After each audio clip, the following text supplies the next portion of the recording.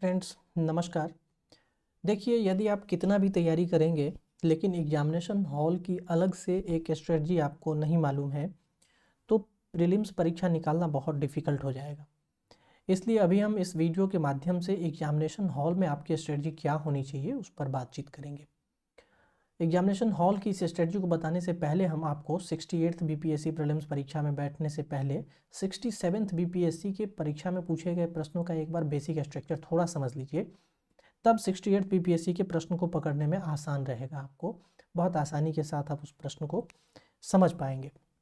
तो आइए हम पहले जो है 67th बीपीएससी को लेते हैं, उसके री एग्जामिनेशन को। 67th बीपीएससी के री एग्ज़ाम को हम पहले समझाते हैं, उसके बाद हम आपको बताएंगे। देखिए, इस एग्जामिनेशन में प्रश्न आए थे हिस्ट्री,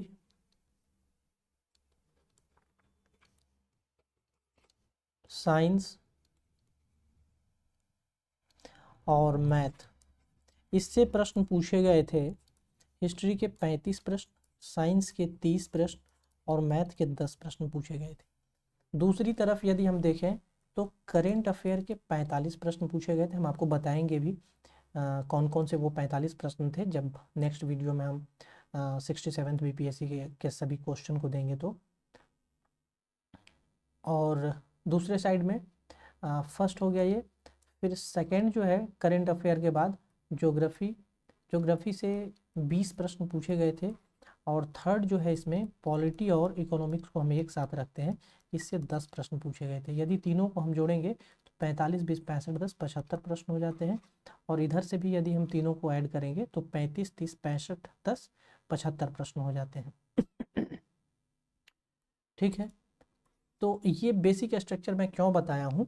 अब मैं एग्जामिनेशन हॉल की आपको स्ट्रेटजी बता रहा हूँ। एक बात और समझ लीजिए, यहाँ पर मैंने बिहार स्पेशल का कोई जिक्र नहीं किया है, तो हो सकता है आप लोग इस पर हमसे पूछें, मैं बता देता हूँ। देखिए, बिहार स्पेशल के लिए जब प्रश्न को सेट किया जाता है, जैसे मान लीजिए ये आपका कोई सेट है, एक प्रश्न है, मान लीजिए ये 67th बीपीएससी का एक सेट ए है, तो इसमें प्रश्न जो होता है 1 से लेकर के 150 तक प्रश्न होता है। तो इसमें कहीं भी बिहार स्पेशल के लिए स्पेशल अप्रोच को यूज नहीं किया जाता है, बल्कि क्वेश्चन को मिक्स कर दिया जाता है। वो कैसे किया जाता है मैं बता रहा हूँ। जैसे एक सब्जेक्ट से मैं बता रहा हूँ, जैसे हिस्ट्री है, तो हिस्ट्री के इनको 35 प्रश्न लेने होते हैं। 20 प्रश्न और 15 प्रश्न का ये दो सेट तैयार करते हैं। 20 प्रश्न को ये एक साथ रखते हैं जो 1, 11, 21 इस वाले नंबर से शुरू होते हैं, और 15 प्रश्न का एक सेट होता है जो 6, 16, 26 इस तरह के क्वेश्चन नंबर से ये शुरू होता है, और ये इस नंबर से शुरू होता है। तो ये सेट तैयार करने का अपना बीपीएससी का एक खास तरीका है, जो इसके क्वेश्चन पैनलिस्ट हैं वो इसी तरह से तैयार करते हैं। अब क्या करते हैं वो कि इस 20 प्रश्न में से मान लेते हैं कि 6 से 7 प्रश्न जो है वो हिस्ट्री के बिहार स्पेशल से ले लेंगे, मतलब बिहार के हिस्ट्री से ले लेंगे, और इस 15 में से 4 से 5 प्रश्न जो है बिहार से ले लेंगे। ठीक है, तो इस तरह से अरेंजमेंट होता है, लेकिन इनको 35 प्रश्न ही रखने हैं। इन प्रश्नों की संख्या ना तो 36 हो सकती है, ना ही 34 हो सकती है, तो ये आप ध्यान में रखेंगे। ये 35 प्रश्न ही होंगे हिस्ट्री के। साइंस की यदि हम बात करें तो यहाँ भी 30 प्रश्न होते हैं। इसमें बिहार स्पेशल और इससे कोई मतलब नहीं है, इसमें 30 प्रश्न होते हैं। ध्यान दीजिएगा, साइंस में कई बार लोग क्या करते हैं, बायो पर अधिक फोकस करते हैं, जो गलत बात है। बायो, केमिस्ट्री और फिजिक्स इस तीनों से ही 10-10 प्रश्न आते हैं, ये ध्यान दीजिएगा। किसी भी साल के प्रश्न को आप देख लीजिए, लेकिन ध्यान दीजिएगा 64 64th बीपीएससी से पहले के प्रश्न को नहीं देखिएगा, क्योंकि इसका एक अलग पैटर्न था इस परीक्षा का। 65th बीपीएससी से 65th, 66th और 67th बीपीएससी ये खास पैटर्न पर हुआ है। ऐसा मैं 64th में क्यों कह रहा हूँ इसके बारे में हम जिक्र करेंगे बाद में। तो इसमें जो है बायो के 10 प्रश्न, केमिस्ट्री और फिजिक्स के 10-10 प्रश्न ही आते रहे हैं। और 68th बीपीएससी में हो सकता है कि इस बार पैटर्न में बदलाव किया है परीक्षा के प्रश्न को पूछने में, तो हो सकता है कि क्वेश्चन के पैटर्न में भी बदलाव देखने को मिल सकते हैं आपको। ऐसा मैं क्यों कह रहा हूँ वो भी मैं इस वीडियो के लास्ट में जिक्र करूँगा। तो आइए पहले हम देख लेते हैं एग्जामिनेशन हॉल की स्ट्रेटजी इस बार के लिए आपकी क्या होनी चाहिए। तो हम क्या करते हैं, पार्ट ए और पार्ट बी में डिवाइड कर लेते हैं, ठीक है, सब्जेक्ट को। पार्ट ए में आपको सब्जेक्ट रखना है history plus science plus math, ठीक है, इस 3 सब्जेक्ट को रखेंगे। और पार्ट बी के सब्जेक्ट में आप रखेंगे current affair plus geography plus polity plus economics को, ठीक है। ये सब्जेक्ट आप पार्ट ए पार्ट बी में रखेंगे। देखिए इस प्रश्न को कैसे आप सॉल्व करेंगे एग्जामिनेशन में, वो मैं आपको बता दे रहा हूँ। आप एक साथ ही, कई बार क्या होता है कि जैसे एक सेट आपको मिल गया, ये परीक्षा का सेट है आपका, आप क्या करते हैं 1 से लेकर के सीधा 150 तक प्रश्न को बनाना शुरू कर देते हैं और OMR सीट पर बाद में फिर फिल करते हैं। एक तरीका आपका ये होता है। दूसरा तरीका, कई सारे स्टूडेंट क्या यूज़ करते हैं कि 1 से लेकर के 1 to 50 प्रश्न को बना लो, OMR सीट पर फिल कर लो, फिर 51 से लेकर 100 तक बना लो, फिर फिल कर लो। तीसरे टाइप के स्टूडेंट जो होते हैं फिर 1 से लेकर के 150 तक बना लो, फिर कर लो। तो 3 पार्ट में उसको डिवाइड करके करते हैं। कई 1 से लेकर 150 तक एक ही बार करते हैं। कई सारे स्टूडेंट ऐसा नहीं करते हैं, उनका मानना है कि जो प्रश्न आ रहा है, जो प्रश्न आपसे बन रहा है, जो प्रश्न हल्का है या बन रहा है, उसको आप सबसे पहले 1 से लेकर के 150 तक में बना लेते हैं। फिर उसके बाद पहले राउंड में मान लेते हैं कि 70 से 80 प्रश्न आपके सॉल्व हो गए। फिर दूसरे राउंड में आप क्या करते हैं, जो डिफिकल्ट प्रश्न अब बचा है, मतलब मॉडरेट, उसको आप सॉल्व करते हैं। फिर तीसरे राउंड में जो एकदम डिफिकल्ट प्रश्न है उसको सॉल्व करते हैं। लेकिन ये तरीका बहुत गलत है। क्यों गलत है मैं आपको बता देता हूँ, समझ लीजिए थोड़ा सा। देखिए जब आप हल्के प्रश्न को पहले बना लेते हैं, ये तरीका बहुत सारे स्टूडेंट यूज करते हैं, जबकि ये तरीका सबसे गलत है। क्यों है गलत, समझ लीजिए। जब आप सॉरी फ्रेश माइंडेड होते हैं तो आप हल्के प्रश्न को बनाते हैं, ठीक है। उसके बाद जब आपके ऊपर लोड बढ़ता है और समय कम होता है तो आप मॉडरेट प्रश्न को बनाते हैं। जब आपके ऊपर बहुत ज़्यादा लोड होता है उसके बाद आप चले जाते हैं डिफ़िकल्ट प्रश्न पर। तो ये तरीका गलत है, ठीक है। यानी अब जो है डिफ़िकल्ट प्रश्न आपसे बनेगा नहीं, क्योंकि अब आप जो है टाइम ओवर भी हो रहा है और प्रश्न भी डिफ़िकल्ट आपके सामने आ रहे हैं, तो एकदम से माइंड में जो है वो आपका थक जाएगा माइंड, और आप नहीं बना पाएंगे इस तरह के प्रश्नों को। तो क्या तरीका आपको यूज करना है वही मैं बता रहा हूँ, एग्जामिनेशन हॉल की स्ट्रेटजी मैं बता रहा हूँ आपको। देखिए सबसे पहले क्या करना है, आपके पास 2 घंटा का समय होता है, तो पार्ट ए में 1 घंटा समय देना है, ठीक है, और पार्ट बी में भी 1 घंटा का समय देना है। ये कैसे संभव हो पाएगा, घड़ी तो ले नहीं जाना है, समय तो देखेंगे नहीं, तो कैसे करना है, ये अभी से आपको हैबिट डेवलप करना है।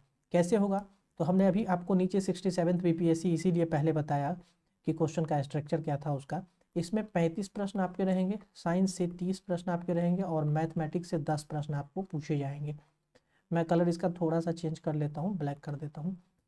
तो इसमें 35, इसमें 30 और इसमें 10, यानी टोटल प्रश्न कितने हो गए, टोटल प्रश्न की संख्या हो गई 75, ठीक है।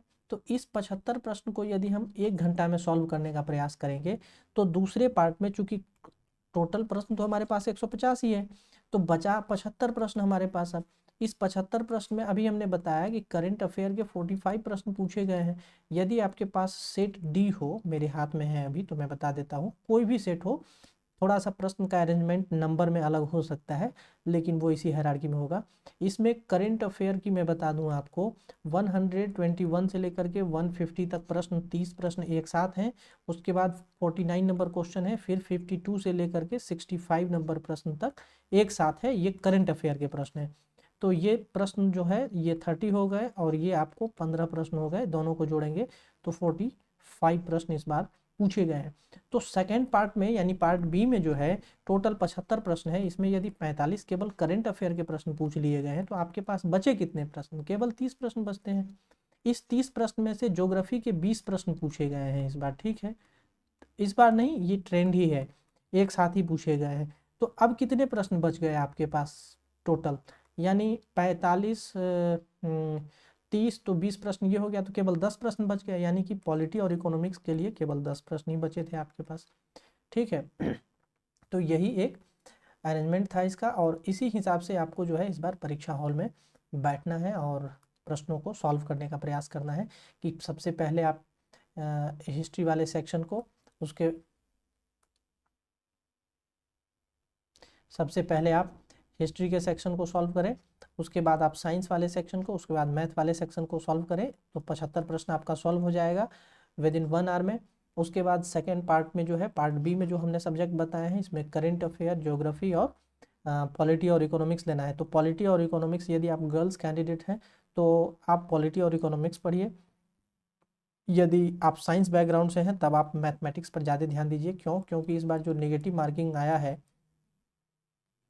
तो इसमें क्या होगा कि प्रश्न को छोड़ना भी है आपको। जैसे 150 में सभी 150 प्रश्न पहले आप लोग सीधा OMR गोला कर लेते थे, ऐसे अब नहीं करना है।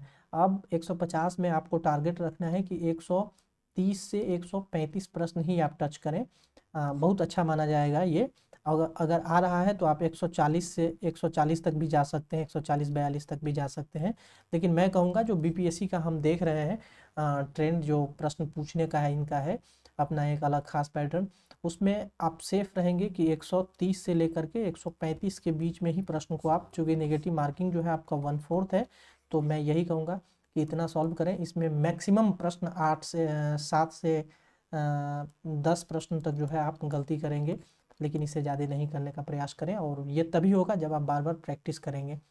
तो ये चीज़ें थी। तो एग्जामिनेशन हॉल में आप इसी तरह से जो है प्रश्नों को सॉल्व करने का प्रयास कीजिएगा कि फर्स्ट आवर 2 घंटा में बांट लीजिएगा, फर्स्ट आवर और सेकेंड आवर।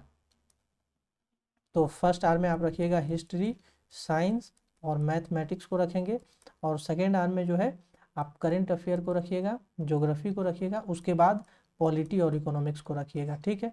और ये हमने बता ही दिया है कि ये जो क्वेश्चन है ये 1 से शुरू हो सकता है, 11 से शुरू हो सकता है, हिस्ट्री वाला जो सेक्शन है, ठीक है, 21 से शुरू हो सकता है। तो आप फटाक से इसको खोजने का प्रयास करेंगे। यदि आपके पास 60-62 BPSC से लेकर, ठीक है, BPSC से लेकर 67 BPSC तक का ओरिजिनल, ठीक है, डुप्लीकेट वाला नहीं, ओरिजिनल प्रश्न पत्र है, तो इसमें आप खोजने का ये जो हमने कहा है इस तरह से हिस्ट्री, साइंस, मैथ और current affair, geography, polity, economics, इसको खोजने का इसमें प्रयास कीजिए।